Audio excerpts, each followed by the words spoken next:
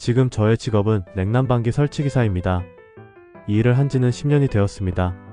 하루에 모든 일이 끝나는 일. 집마다 구조가 다르고 시스템이 달라서 일이 끝나는 시간은 대중이 없습니다. 여름에는 더위와 겨울에는 추위와 씨름해야 합니다. 장점은 하루에 일이 끝나기에 일이 끝나면 성취감이 있고 일에 대해 계속 생각해야 하는 스트레스는 없습니다. 그리고 매일 새로운 곳, 버지니아, 메릴랜드, 워싱턴 DC를 돌아다닙니다. 이 일을 하면서 수많은 사람들을 만나고 많은 집들을 보았습니다. 싱글하우스, 타운하우스, 아파트, 콘도 모든 종류의 집들을 돌아다녔습니다. 잘 꾸며놓은 집, 심플한 집, 깨끗한 집, 찹동사니가 가득한 집, 지저분한 집들을 보며 사람 사는 모습은 다양하고 다 다르다는 것을 알게 되었습니다. 40이 넘어서 난 단순하게 살려 한다. 20대에 난 너무나 복잡했다. 사랑도 우정도. 머릿속에 엉겅퀴처럼 얽혀있던 생각들, 오지도 않을 미래에 대한 끝없는 걱정과 고민들, 생각하다 지쳐 결국 아무것도 하지 못했던 현실. 너무나 복잡했다. 그러나 이제는 단순한 것이 좋다. 거창한 계획도 목표도 나에게는 사치다. 겸손히 하루하루 살아갈 뿐이다. 좋으면 좋은 것이고 싫으면 싫은 것이다. 하고 싶으면 하고 하기 싫으면 안 한다. 그렇게 해도 난 충분히 착하고 올곧다. 어느 날 아버지께서 데리고 온 강아지 한 마리. 다롱이라 이름 지었다. 다롱이는 나의 좋은 친구. 나의 외로움을 달래준 고마운 친구. 그러나 다롱이는 점점 몸집이 커지고 더 이상 방에 둘 수 없어. 집 밖에 내놓았다. 이쁜 초록색 집도 지어주고 팝도 챙겨주고. 그런데 몰랐다. 강아지를 묶어 두면 안 된다는 것을. 다롱이는 점점 사나워져 갔다. 날카로운 이빨을 드러내고 으르렁 울부짖었다.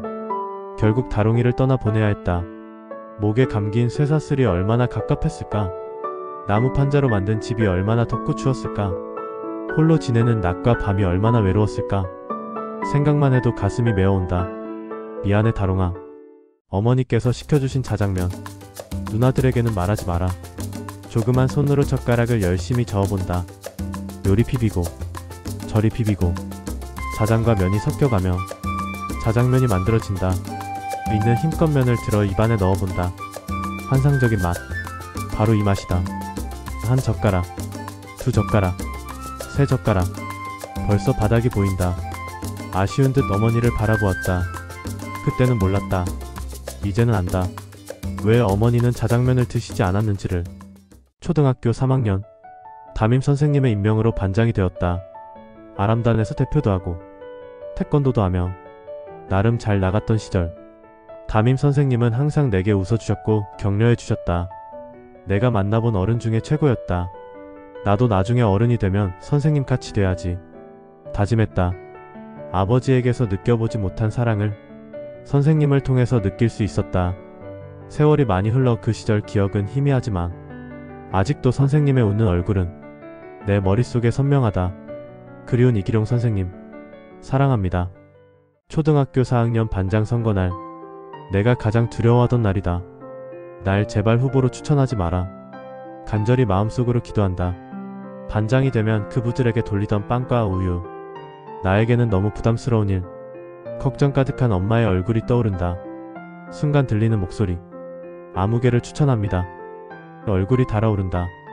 투표 시간. 주심스레 투표했다. 다른 후보의 이름을. 개표 시간. 25표 대 24표. 다행이다. 한 표 차이로 부반장이 되었다. 기쁘지만 슬픈 날. 초등학교 5학년 중간고사. 쭉쭉쭉 답을 써내려간다. 시험이 다 끝나고 채점의 시간. 인생 최고의 성적이다. 모든 문제에서 단 한 문제를 틀렸다. 올백을 맞지 못한 아쉬움보다는 나름 최고의 성적을 거둔 것에 기뻤다. 채점이 다 끝나고 집에 갈 시간. 선생님께서 남아서 면담을 하고 가라고 하신다. 은근한 기대감. 특별 칭찬을 해주시려나? 설레었다. 모든 친구들이 떠나고 빈 교실. 선생님과의 대면. 그러나 붉어져 있는 선생님의 얼굴. 한 문제만 맞췄으면 만점이었잖니? 실수하지 말았어야지. 대꾸조차 할 수 없었다. 손 내밀어. 딱딱딱 손바닥을 때리시던 선생님. 손을 맞았는데 이상하게 가슴이 아팠다. 속이 상해 집으로 돌아왔다. 정말 묻고 싶다. 선생님 도대체 왜 그러셨어요? 장기. 어린 시절 유일한 놀이. 오늘도 장기판에 말을 놓고 아버지를 기다린다. 언제 오시려나? 7시, 8시, 9시. 기다림에 지칠 때쯤 아버지가 오셨다. 샤워를 하시고 피곤한 몸으로 앉으신 아버지. 그렇게 아버지와 장기를 둔다. 장군, 멍군, 장군. 요리조리 피하다가 결국 아버지께 패했다. 한 판 더 두고 싶은 마음. 아버지의 피곤한 모습. 내일은 이기리라 다짐하며 그렇게 장기판을 정리했다. 나이키 운동화. 길을 가다 멈춰 선 곳. 진열대의 나이키 운동화를 바라본다.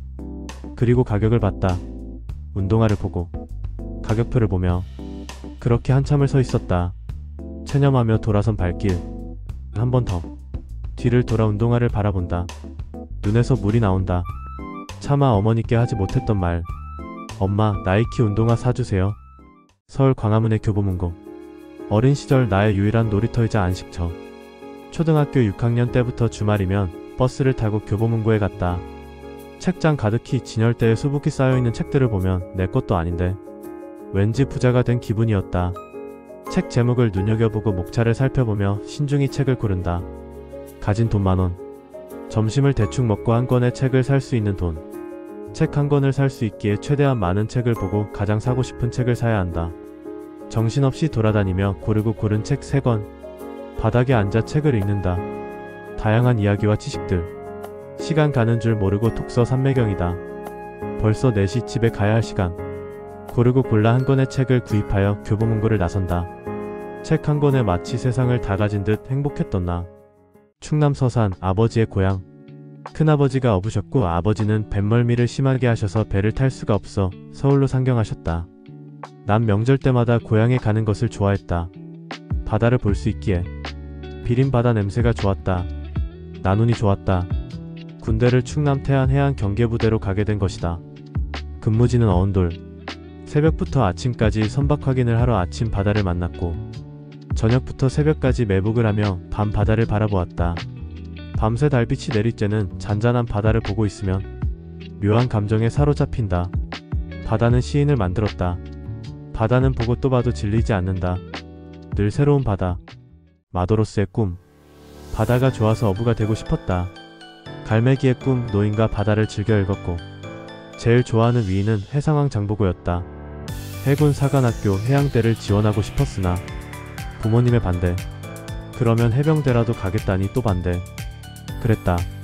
그런데 이제는 부모님께 감사하다. 반대해주셔서. 바다를 정복하겠다는 생각만큼 어리석은 생각이 있을까? 난 이제 인생이라는 거대한 바다에 순응하려 한다. 마치 파도 타기를 하는 서퍼처럼 인생에서 다가오는 파도 사이를 유유히 흘러가듯 살고 싶다. 때론 물에 빠질 때도 있겠지만 그럴 때마다 겸손하게 다시 자세를 가다듬고 나아갈 것이다. 그것이 진정한 바다 사나이가 사는 법이 아닐까? 관악산. 아버지는 등산을 좋아하셨다. 그래서 나도 산에 올랐다. 아버지와 함께 시간을 보내고 싶어서. 평상시는 말이 없으신 아버지도 산행길에는 말씀을 하셨다. 아버지를 알고 싶었다. 어떤 인생을 살아오셨는지. 그래서 난 아버지와의 산행이 좋았다. 카파른 언덕을 지나고 암벽을 올라가면 땀이 주르륵. 마침내 연주함에 도착했다. 점심 공양. 쌀밥, 고추장, 된장국. 별 볼일 없지만 꿀맛이다. 관악산 정상에서 내려다보는 서울은 아름다웠다. 산과 하늘과 도시. 절묘한 조화. 커피를 마시며 한참을 바라본다. 그러나 정상에 계속 있을 수는 없는 일. 내려가야 할 때를 아는 지혜. 저마다의 정상에 올랐을 때 우리는 내려올 준비를 해야 한다. 산에 오르며 인생을 배웠다. 발걸음을 돌린다. 다음을 기약하며. 더위와의 전쟁. 32도가 넘는 무더운 여름. 애틱에 올라간다. 40에서 50도를 웃도는 온도. 사우나에 들어온 듯 줄줄줄 흐르는 땀방울. 방울이 아닌 물이 흐른다.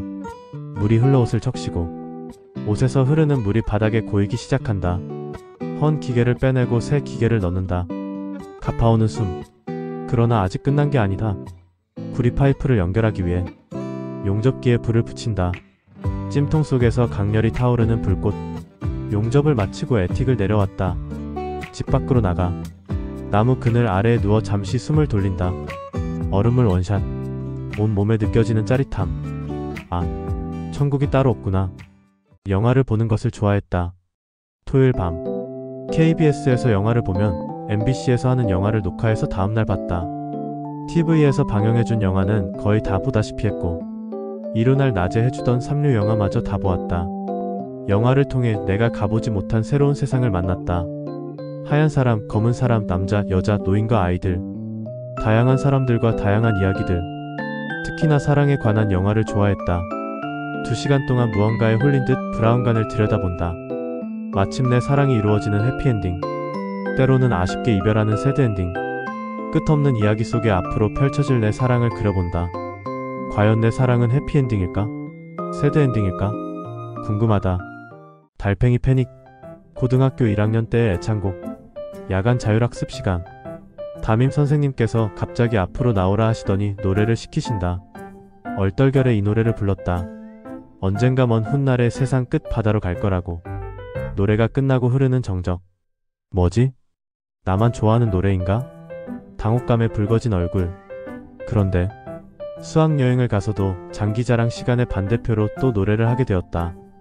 반에서도 부르고 뻘쭘했는데 이번에는 전교생 앞에서 하니 눈앞에 캄캄했다. 그러나 군사부일체. 거역할 수 없는 선생님 말씀. 나는 또 앞으로 나가서 이 노래를 불렀다. 나는 영원히 갈래. 노래를 마치고 또 수많은 사람들 앞에 흐르는 정적. 감사합니다, 선생님. 평생 잊지 못할 추억을 주셔서. 고등학교 야간 자율학습 시간. 가만히 앉아서 공부에 열중한다. 떠드는 학생들을 감시하기 위해 선생님들이 복도를 돌아다니신다. 가만히 있지 못하고 떠들고 장난치는 친구들. 내일이 되면 담임 선생님께 혼날 것을 알고도 땡땡이를 치는 친구들. 이해가 되지 않았다. 이상하다 생각했다. 어리석다 생각했다. 그러나 지금 와서 돌아보면 어리석고 이상한 것은 나였다. 팩도로 끓어오르는 피. 10대 때에 죽어라 공부만 했던 나.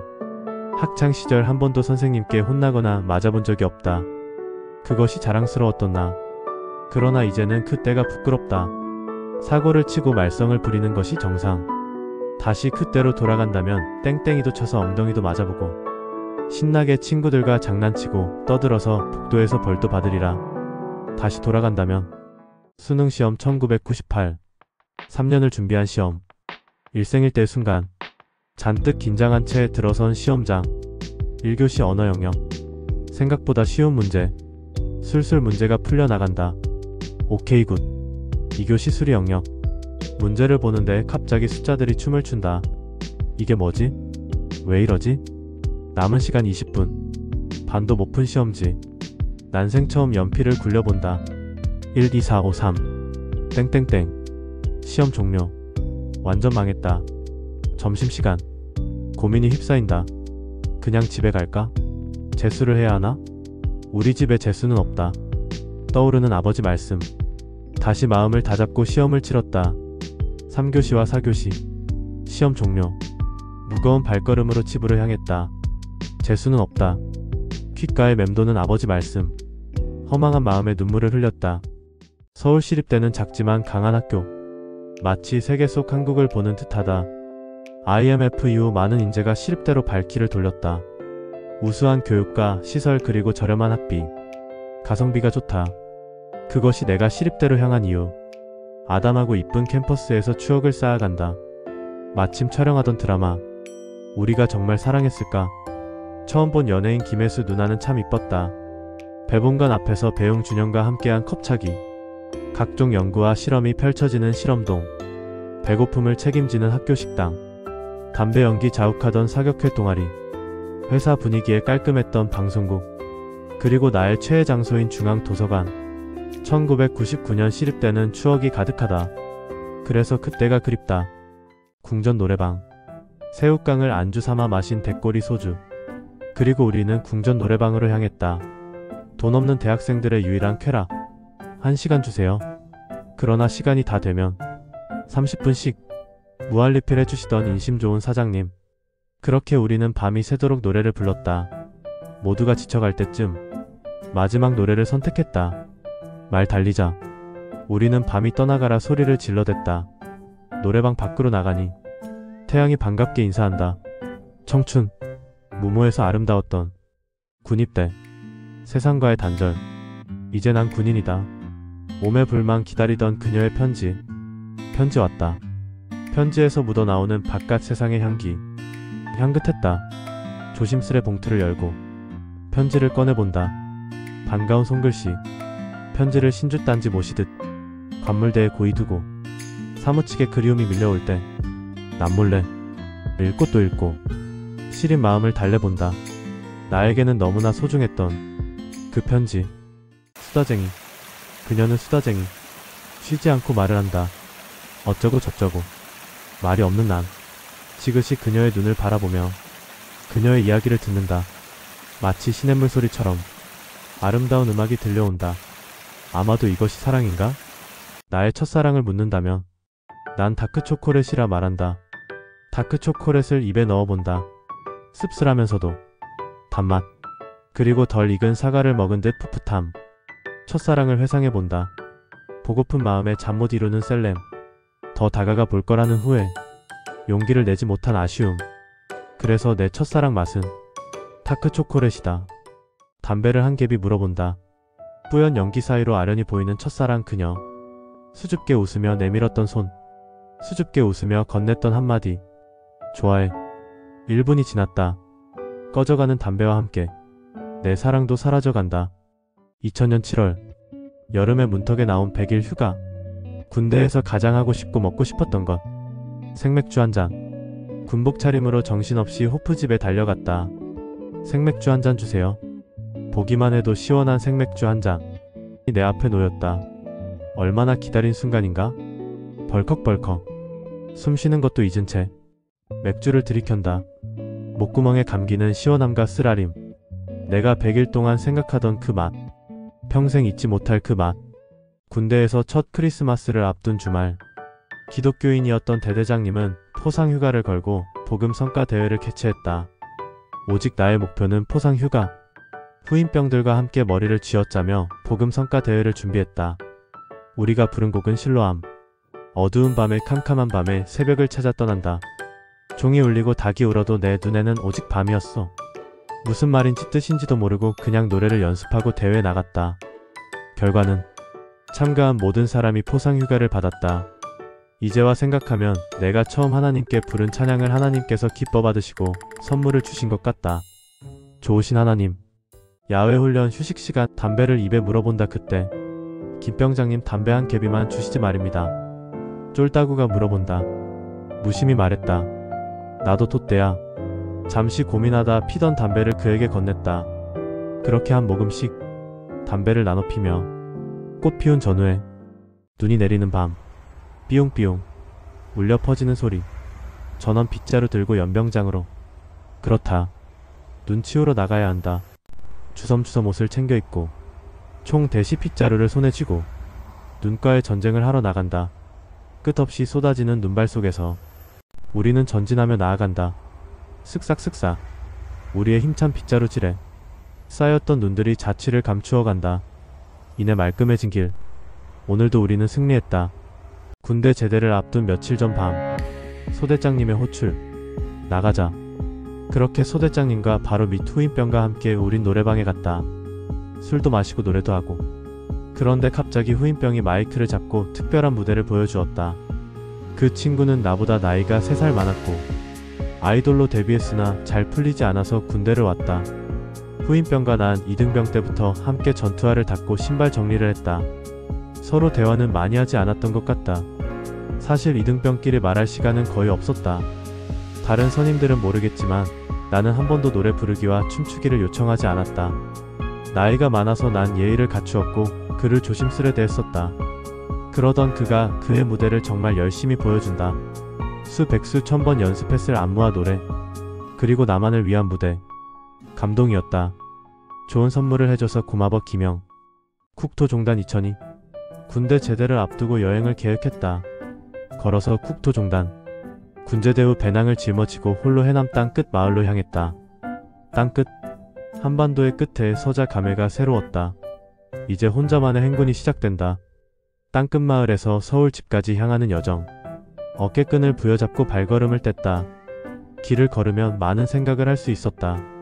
누구의 방해도 받지 않는 고요한 시간. 그렇게 길을 떠났다. 처음으로 향한 곳 다산초당. 정약용 선생님의 유배지이다. 그곳을 둘러보고 향한 곳은 강진의 녹차밭. 눈앞에 끝없이 펼쳐진 푸르른 녹차밭에서 셀카를 찍었다.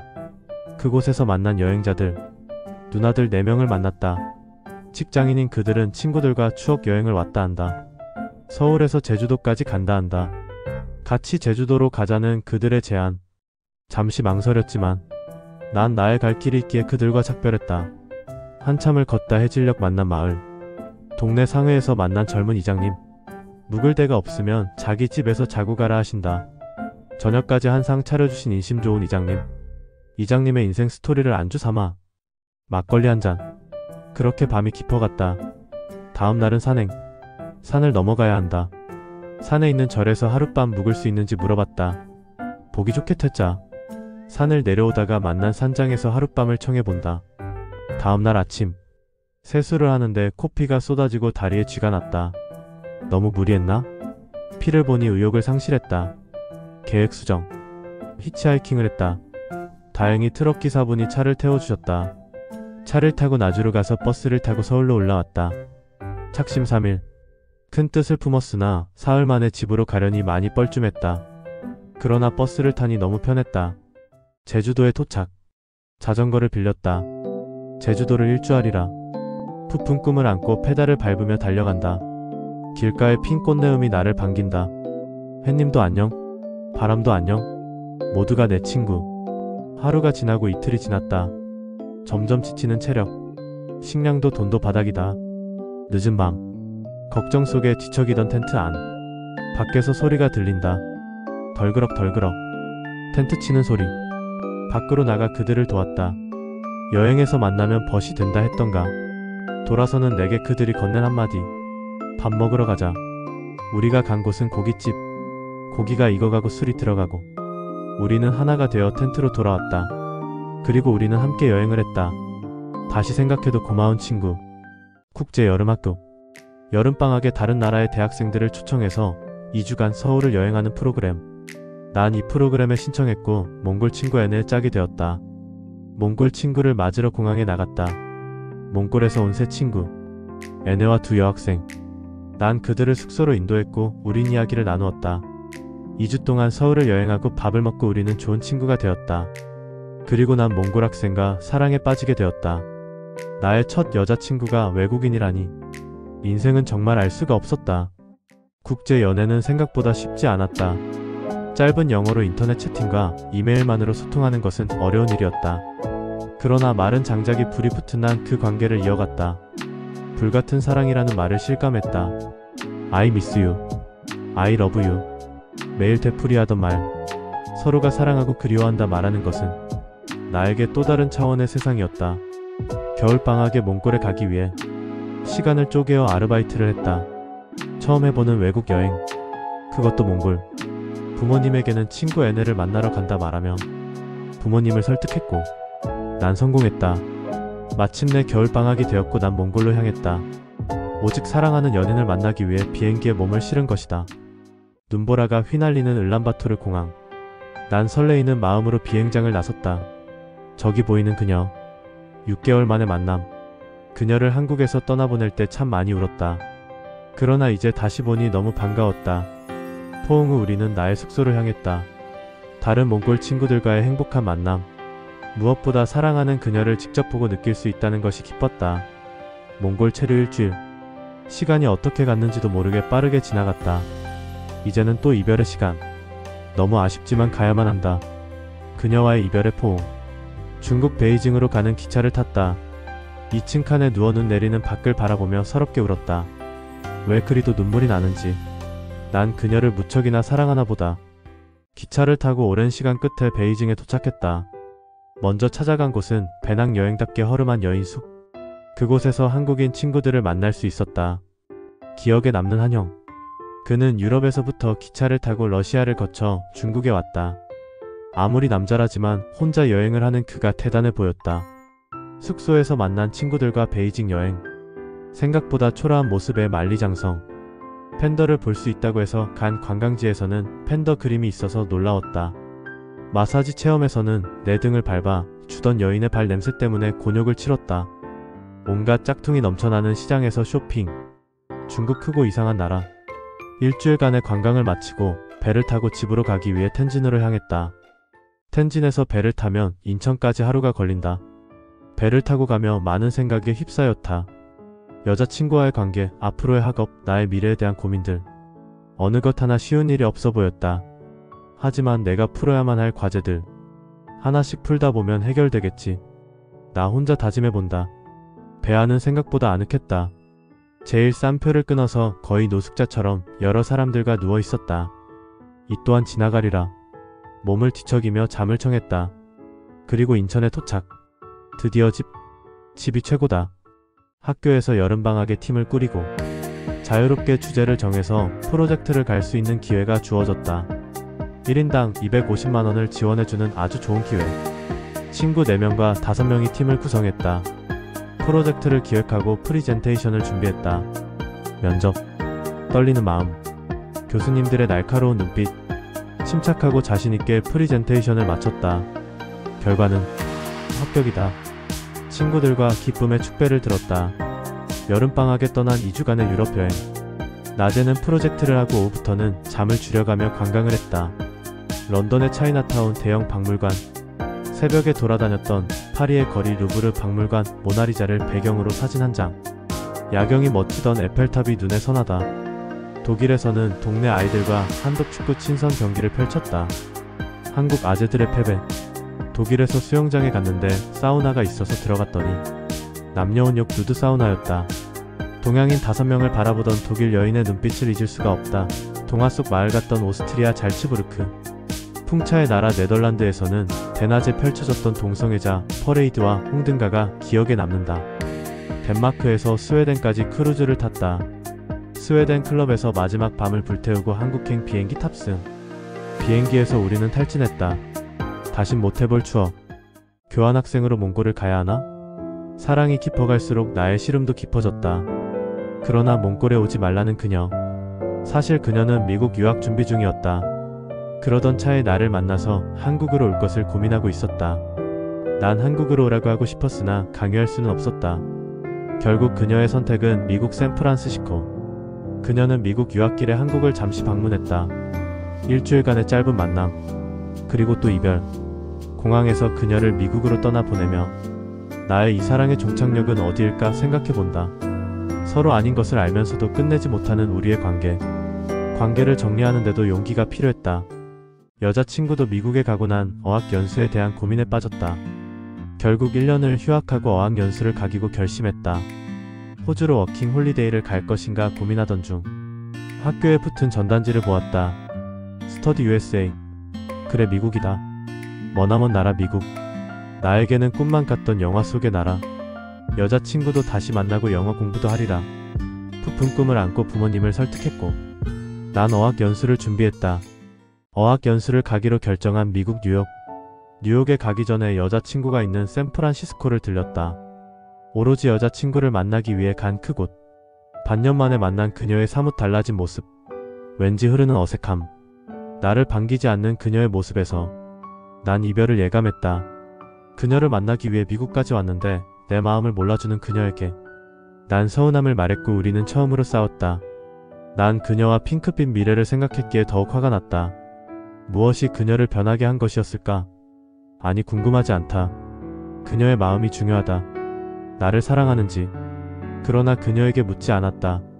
묻지 않아도 알 수 있었다. 그렇게 2년여에 걸친 나의 첫 연애는 끝이 났다. 그리고 사랑이 떠난 내 마음에는 큰 구멍이 생겼다. 그리고 나는 빈 가슴으로 뉴욕으로 향했다. 사랑에 대하여. 어려서부터 영화를 통해 그리고 책을 통해 사랑이란 것을 공부했다. 그리고 성장하면서 알고 싶었다. 사랑이란 과연 무엇인지. 그리고 많은 사랑을 해보았다. 가족, 친구, 선생님, 동물, 식물, 산, 바다, 나라. 사랑을 시작하는 것에는 용기가 필요하다. 그러나 언제나 그 끝은 찾아온다. 사랑에 가장 필요한 것은 이해였다. 영어로 언더스탠드, 다른 사람의 아래에서는 1.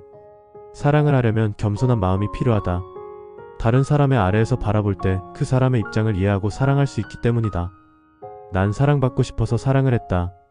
상처와 이별에도 불구하고 또 나는 사랑을 할 것이다. 그것이 내가 살아가는 이유이고 목적이다. 사랑은 오래 참고, 사랑은 온유하며 시기하지 아니하며, 무례 행하지 아니하며, 자기의 유익을 구하지 아니하며, 성내지 아니하며, 악한 것을 생각하지 아니하며, 불의를 기뻐하지 아니하며, 진리와 함께 기뻐하고, 모든 것을 참으며, 모든 것을 믿으며, 모든 것을 바라며, 모든 것을 견디느니라.